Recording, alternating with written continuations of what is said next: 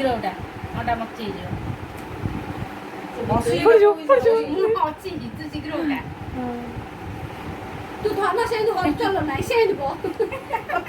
ହଲଚଲ କରନା ସରିନି ତୋର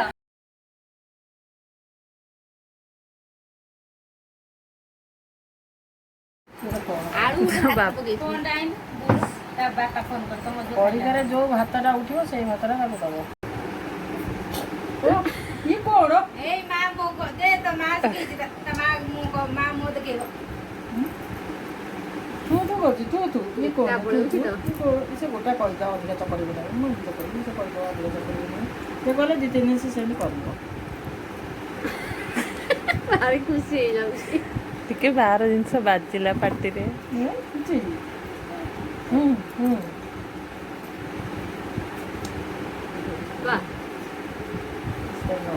ଏତେ ଦେ ନା ଟିକେ ଟିକେ ଦେ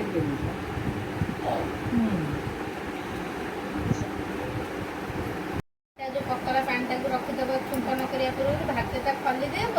ଶୁଖିଲା ଭାତକୁ ତାପରେ ଡାଲିରେ ତାକୁ ପକେଇ ଦେଇକି ଚକଡ଼ିକି ଦବ ସବୁ ଶୁଣୁଛି ନାଇଁ ରୁଟିଟାକୁ ଆଗ ପାଣିରେ ବତୁରେଇ ଦବ ଆମ ଝୁଅ ବା ଖାଉଛି ଭାତ ଖାଉଛି ନାଇଁ ହିରେ ହିରେ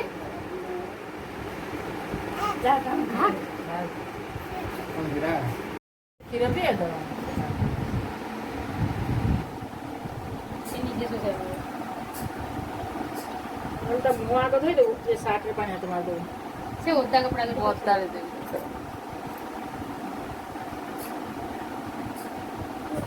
ବଢିଆ